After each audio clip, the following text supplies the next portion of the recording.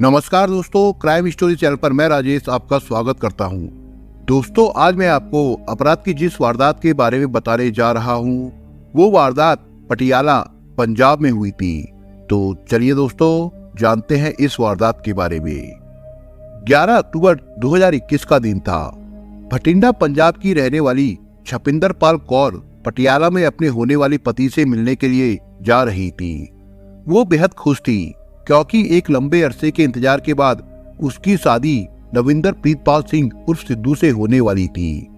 लंबा इंतजार इसलिए क्योंकि छपिंदर पाल और नविंदर दोनों की सगाई पिछले साल मार्च 2020 में ही हो गई थी, लेकिन उनकी शादी उन दिनों देश में फैले कोविड की वजह से नहीं हो पाई थी।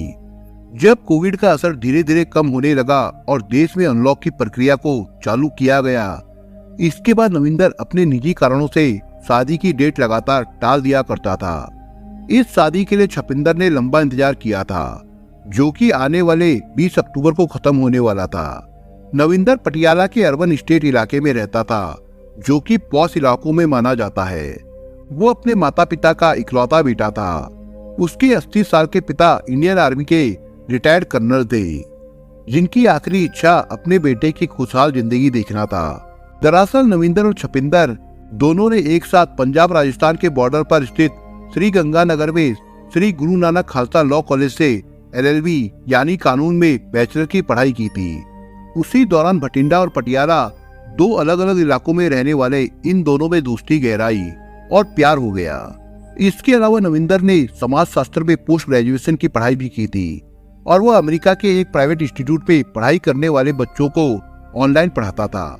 11 अक्टूबर को जब नविंदर ने छपिंदर को शादी की शॉपिंग और तैयारियां करने के लिए बुलाया, तो छपिंदर की खुशी का ठिकाना नहीं था। छपिंदर के घर वालों ने भी इसके लिए टोका टाकी नहीं की। उन्होंने खुशी से अपनी बेटी को पटियाला उसके होने वाली पति से मिलने की इजाजत दे दी।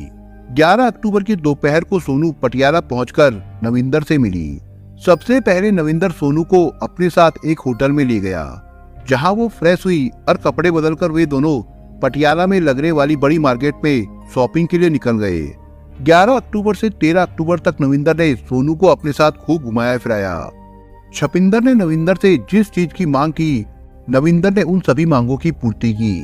वे दोनों कभी महंगे 5 स्टार होटल में खाना खाने जाते, कभी बड़े बड़े शॉपिंग कॉम्प्लेक्स में घूमते और खरीदारी करते। इस बीच मौका मिलते ही सोनू अपने घर वालों से और अपने दोस्तों से फोन कर उनसे बात किया करती। अपने घर वालों से उसकी लगभग हर दिन बात हो जाया करती थी। सोनू से बातें करके उसके घर वालों को सुकून मिल जाता था। सोनू के पिता सुखचैन सिंह अपनी बेटी से बहुत प्यार करते थे। घर पर सोनू के नहीं होने से उन्हें घर बेहद सूना लग रहा था, लेकिन 14 अक्टूबर से सोनू ने फोन उठाना बंद कर दिया। उसके घर वाले उसके नंबर पर फोन करते रहे, लेकिन किसी ने जवाब नहीं दिया। पहले तो सोनू के घर वालों को लगा कि शायद वो कहीं व्यस्त होगी या फिर शॉपिंग करने में मशगूल होगी, लेकिन जब सोनू की तरफ से अपने पिता को या घर में किसी को भी कॉल बैक नहीं की गई, तो उनकी चिंता बढ़ने लगी। जब उनको महसूस हुआ कि सोनू फोन नहीं उठा रही, तो उन्होंने नविंदर के नंबर पर फोन किया। सोनू के पिता सुखचैन सिंह की कॉल देखकर नविंदर ने फोन उठाया और बात की। सुखचैन हड़बड़ाते हुए बोले, बेटा, ये सोनू फोन क्यों नहीं उठा रही है? हम काफी देर से उसे फोन कर रहे हैं, ना तो वो फोन उठा रही है और ना ही कॉल बैक कर रही है। आखिर वो है कहाँ पर? पिता की चिंता महसूस कर रविंदर डर गया।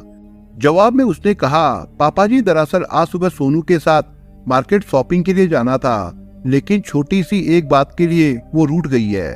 गुस्सा होकर वो घर से निकल गई, वो भी बिना अपना फोन लिए। मैंने उसका फोन देखा भी नहीं था। मैं तो उसे तब से फोन मिला रहा हूँ, लेकिन अभी देखा कि वो अपना फोन लेकर जाना भूल गई है। आप चिंता ना करें, वो जल्द ही घर लौट आएगी, तब मैं आपकी बात उससे करवा दूंगा। अपनी बेटी और होने वाले दामाद के बीच झगड़े की इस बात को सुनकर सुखचैन सिंह के मन का सुख और चैन मानो कहीं गायब हो गया। उनके दिल में अपनी बेटी को लेकर बेचैनी पैदा हो गई। वो हर पल सोनू के बारे में ही सोचे जा रहे थे कि आखिर एक बड़े से शहर में उनकी बेटी बिना फोन लिए कहाँ भटक रही होगी, या उसके साथ कुछ अनहोनी ना हो जाए। 14 अक्टूबर 2021 को जब सोनू के घर वालों को ये बात पता चली कि उसके बाद से नविंदर को हर घंटे फोन आता, लेकिन सोनू के वापस आने की उन्हें कोई खबर नहीं मिली। सोनू के लापता हुए 24 घंटे हो गए तो घर वालों को अपनी बेटी की चिंता होने लगी। फिर सोनू का भाई दविंदर सिंह और पिता सुखचैन सिंह अगले दिन 15 अक्टूबर की सुबह सुबह करीब 5 बजे भटिंडा से पटियाला नविंदर से मिलने के लिए पहुंच गए। नविंदर ने उन्हें अपने और सोनू के बीच होने वाले झगड़े के बारे में बताया, लेकिन नविंदर की बात सुनकर उनके मन को शांति नहीं हुई। मामले को गंभीर होता देख नविंदर, सुखचैन सिंह और नविंदर तीनों पटियाला के अर्बन स्टेट पुलिस स्टेशन जा पहुंचे। अर्बन स्टेट थाने के थाना प्रभारी रोनी सिंह ने सुखचैन सिंह की शिकायत पर सोनू की गुमशुदगी की सूचना दर्ज करके जल्दी कार्रवाई शुरू कर दी। ऐसे में सोनू को ढूंढने के लिए सबसे पहले जिस शख्स से पूछताछ होनी थी वो नविंदर ही था।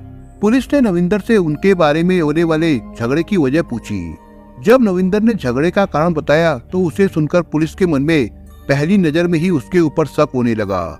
नविंदर ने बताया कि मार्केट में एक चीज को खरीदने के लिए उसने सोनू को मना कर दिया था, जिसके बाद वो रूठ गई थी। होटल में उनके बीच इसी बात को लेकर हल्की नोकझोंक भी हुई। नविंदर की ये बातें सुनकर थाना प्रभारी के मन में सवाल उठने शुरू हो गए थे।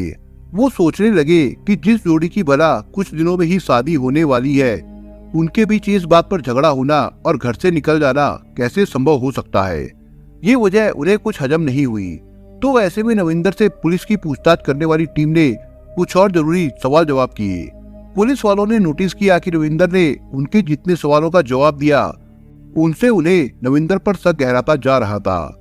ऐसी स्थिति में थाना प्रभारी ने सोनू के पिता और भाई को तसल्ली दी और जल्द ही सोनू के बारे में पता लगाने का आश्वासन भी दिया। और इस मामले को लेकर पुलिस ने तुरंत कार्रवाई करनी शुरू कर दी। पुलिस की कई टीमें इस काम में जुट गई। एक टीम पटियाला में सोनू को ढूंढने में लगी थी, तो दूसरी टेक्निकल टीम उसकी लास्ट लोकेशन और उसके पहले वो कहाँ गई उसके बारे में पता करने में व्यस्त थी। ऐसे में थाना प्रभारी के नेतृत्व में एक टीम ऐसी बनाई गई जो सोनू के मंगेतर नविंदर की हिस्ट्री का पता लगाने के लिए थी। इस टीम में खुद थाना प्रभारी शामिल थे। एक तरफ पुलिस की सभी टीमें सोनू का पता लगाने का काम कर रही थी, तो दूसरी तरफ समय बीतने के साथ साथ सोनू के घर वालों के सब्र का बांध टूटता जा रहा था। घर वालों के मन में सोनू को लेकर बेचैनी और चिंता ने इस कदर घर कर लिया था कि जिसे निकालकर बाहर फेंकना बेहद मुश्किल था। अगले 4-5 दिन पुलिस से सोनू के घर वालों को कोई जवाब नहीं मिला, लेकिन अंदर ही अंदर पुलिस की टीमें अपना काम कर रही थी। 20 अक्टूबर 2021 के दिन थाना प्रभारी ने भटिंडा से सोनू के घर वालों को पटियाला अर्बन स्टेट पुलिस थाने में बुलाया। पुलिस ने नविंदर के बारे में कुछ ऐसी चीजों का पता लगा लिया था जिसका सोनू के घर वालों को पता होना जरूरी था। खबर मिलते ही सुखचैन सिंह, दविंदर और साथ में कुछ और लोगों को लेकर पुलिस थाने जल्द से जल्द पहुंच गए। उनके पहुंचते ही थाना प्रभारी ने उन्हें अपने ऑफिस में बुलाया और उनके होने वाले दामाद नविंदर के बारे में कुछ ऐसे खुलासे किए जिन्हें सुनकर सोनू के घर वालों के होश उड़ गए थे। पता चला कि नविंदर की पहली शादी 12 फरवरी 2018 को गांव बिशनपुरा की रहने वाली सुखदीप कौर से हो चुकी थी। सुखदीप कौर उच्च शिक्षित परिवार से ताल्लुक रखती थी और वो खुद भी MAA थी, लेकिन 19 सितंबर 2021 को उसकी रहस्यमयी हालत में मौत हो गई। रहस्यमय इसलिए क्योंकि उसकी मौत कैसे हुई इसका किसी के पास कोई प्रूफ नहीं था। पुलिस की टीम ने जब संगरूर में सुखदीप के घर पर जाकर उसकी मृत्यु का कारण पूछा तो उन्होंने बताया कि सुखदीप की मौत हार्ट अटैक से हुई थी। जब उनसे पूछा गया कि उन्हें इस बात पर कैसे यकीन है कि सुखदीप की मौत हार्ट अटैक से हुई, तो उन्होंने बताया कि उसके पूरे शरीर पर किसी चीज का निशान नहीं था जिससे उन्हें किसी और बात पर शक हो। परिवार ने यह भी बताया कि सुखदीप 5 महीने की प्रेग्नेंट भी थी। सिर्फ यही नहीं, पुलिस टीम ने नविंदर के बारे में कुछ और भी पता लगाया जो कि हैरान करने वाला था। फरवरी 2018 में सुखदीप से पहली शादी के बाद उसने 1 अक्टूबर 2018 को भवानीगढ़ संगरूर की रहने वाली लखविंदर कौर से भी शादी की थी। इसकी जानकारी सुखदीप के घर वालों को नहीं हुई।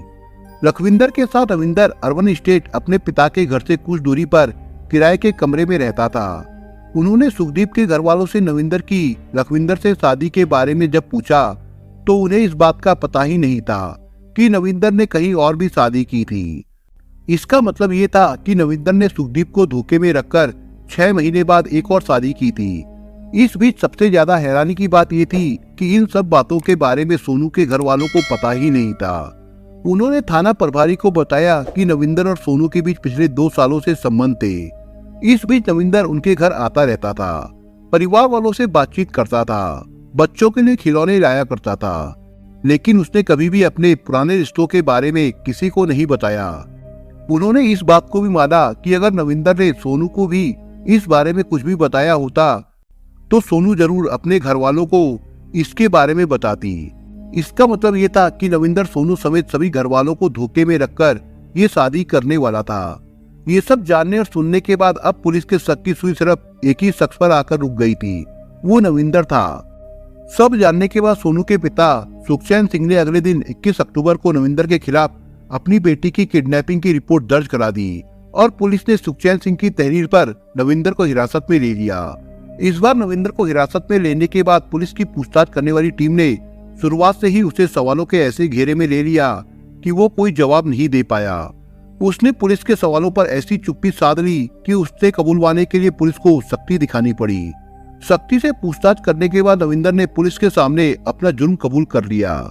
उसने पुलिस के सामने अपने रिश्ते छपिंदर कौर उर्फ सोनू, सुखदीप कौर और लखविंदर कौर के साथ होने की बात को स्वीकार कर लिया। उसने बताया कि वो इन तीनों के रिश्तों के बीच खुद को काफी उलझा हुआ महसूस करने लगा था, जिससे निकलने के लिए उसे सिर्फ एक ही रास्ता दिखाई देने लगा, वह तीनों में से किसी दो की मौत ही था। उसने पहली पत्नी सुखदीप को इसलिए जान से मार दिया क्योंकि एक तो वो लखविंदर से उसके रिश्ते के बारे में जान चुकी थी और दूसरी बात ये थी कि वो उसके बच्चे की मां बनने वाली थी, जबकि नविंदर पिता बनने के लिए तैयार नहीं था, वो भी उस स्थिति में जब वो पहले से ही दो महिलाओं के साथ रिश्तों में बंधा हुआ था। उसने इस उलझन को खत्म करने के लिए सबसे पहले सुखदीप को ठिकाने लगाने के बारे में प्लान किया। चूंकि नविंदर ने कानून की पढ़ाई की थी और वो क्रिमिनल लॉ के बारे में अच्छे से समझता था, इसलिए वो सुखदीप को मारने के बाद कोई भी सबूत पीछे नहीं छोड़ना चाहता था। उसे पता था कि हत्या किसी भी तरीके से की जाए, आखिर में कोई ना कोई सबूत पीछे छूट ही जाता है। ऐसे में हत्या करने के तरीकों के बारे में वो पिछले 6 महीनों से रिसर्च करने लगा। वो दिन रात इंटरनेट पर तरह तरह के आर्टिकल पढ़ता, क्राइम स्टोरीज पढ़ता और हत्या के तरीके ढूंढता। उसने पिछले 6 महीनों में हत्या का तरीका ढूंढने के लिए 200 से ज्यादा बॉलीवुड, साउथ बॉलीवुड और हॉलीवुड की फिल्में देखी। वो हर दिन क्राइम पेट्रोल शो भी देखने लगा। अंत में इसी तरह की फिल्में देखने के बाद उसे एक तरकीब सूझी, नाइट्रोजन गैस। उसने इस बारे में खूब पढ़ा और अंत में इस नतीजे पर पहुंचा कि नाइट्रोजन गैस के इस्तेमाल से शरीर पर किसी तरह के कोई निशान नहीं छूटते और बिना किसी शोर शराबे के पीड़ित पहले बेहोश हो जाता है और उसके बाद उसकी मृत्यु हो जाती है। आखिर उसने सुखदीप से अपना पीछा छुड़ाने के लिए नाइट्रोजन गैस को अपना हथियार बना लिया। 19 सितंबर 2021 की रात को नविंदर सुखदीप के लिए ऑक्सीजन गैस के सिलेंडर में नाइट्रोजन भरकर लाया। रात को सोते समय उसने सुखदीप से कहा कि अगर वो ऑक्सीजन गैस इनहेल करेगी तो ये उसके लिए और उसके बच्चे के लिए अच्छा साबित होगा। सुखदीप पढ़ी लिखी महिला थी और वो भी इस बात को अच्छे से जानती थी, इसलिए नविंदर पर किसी तरह का शक होने का तो सवाल ही पैदा नहीं होता था। नविंदर ने इस हत्या को अंजाम देने के लिए खासा तरह का मास्क भी बनवाया था जिसमें छेद नहीं थे। सुखविंदर ने नविंदर की बात मानते हुए मास्क लगाया और नविंदर ने सिलेंडर से धीरे धीरे गैस छोड़नी शुरू कर दी। सुखदीप को क्या मालूम था कि उसका पति ऑक्सीजन सिलेंडर में नाइट्रोजन गैस भरकर लाया है। नाइट्रोजन गैस उसकी नाक से होते हुए उसके फेफड़ों में फैल गई। धीरे धीरे कुछ ही मिनटों में नाइट्रोजन खून से होते हुए पूरे शरीर में फैल गई, जिससे पहले तो सुखदीप बेहोश हो गई और उसके चंद सेकंड बाद उसकी मौत हो गई।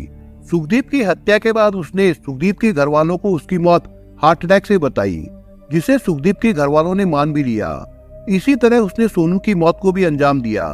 11 अक्टूबर को जब सोनू उससे मिलने के लिए भटिंडा से पटियाला आई थी तो उसने उसी दिन से ही अपने घर अपने कमरे में सोनू को दफनाने के लिए गड्ढा खोदना शुरू कर दिया था। गड्ढा खोदने के लिए उसने बकायदा टीवी पर तेज वॉल्यूम में गाने चला दिए और हाथों में दस्ताने, आंखों पर चश्मा लगाकर फावड़े से गहरा गड्ढा खोद दिया। 11-13 अक्टूबर के बीच उसने हर दिन थोड़ा थोड़ा करके सोनू की कब्र खोदी। 13 अक्टूबर की शाम को वो शॉपिंग करके घर लौटे तो उसने अपने वही पुराने नाइट्रोजन गैस सिलेंडर को निकाल लिया। उसने सोनू से कहा कि अगर वो शुद्ध ऑक्सीजन इनहेल करेगी तो उसकी मदद से चेहरे पर ग्लो आएगा। नादान सोनू भी सुखदीप की ही तरह नविंदर के जाल में फंस गई। उसने उसकी बात मान ली और जैसे ही नाइट्रोजन गैस उसने कुछ मिनटों के लिए सूंघी, उसके कुछ देर बाद वो बेहोश हुई और ज्यादा गैस इनहेल करने की वजह से उसकी मौके पर ही मौत हो गई। नविंदर ने सोनू की हत्या करने के बाद तुरंत उसे खोदे हुए गड्ढे में डाल दिया। ऊपर से मिट्टी डालकर जमीन को बराबर किया, फिर टाइल्स का इस्तेमाल करके उस जगह को एकदम चकाचक बना दिया। उसने सबूत के कोई निशान नहीं छोड़े। अपना गुनाह कबूल करने के बाद नविंदर की निशानदेही पर पुलिस ने डिस्ट्रिक्ट मजिस्ट्रेट की मौजूदगी में उसके कमरे में बेड के नीचे के फर्श को उखाड़ा और खुदाई करके सोनू के शव को बरामद कर लिया। हत्या का पर्दाफाश करने के बाद पुलिस ने उसे कोर्ट में पेश करके 6 दिन के रिमांड पर लिया। रिमांड पर लेने के बाद पुलिस ने उससे विस्तार से पूछताछ की। फिर उसे छपिंदर पाल कौर उर्फ सोनू और पहली पत्नी सुखदीप कौर की हत्या के आरोप में गिरफ्तार करके कोर्ट में पेश करके जेल भेज दिया गया। भोला भाला दिखने वाला शातिर अपराधी नविंदर प्रीतपाल सिंह उर्फ सिद्धू अब सलाखों के पीछे है। दोस्तों, आप अगर चैनल पर नए हो तो आप चैनल को सब्सक्राइब करने के साथ कमेंट बॉक्स में इस कहानी के बारे में अपने विचार जरूर लिखिएगा। मिलता हूँ एक नई कहानी के साथ, तब तक के लिए अपना ख्याल रखिएगा। धन्यवाद।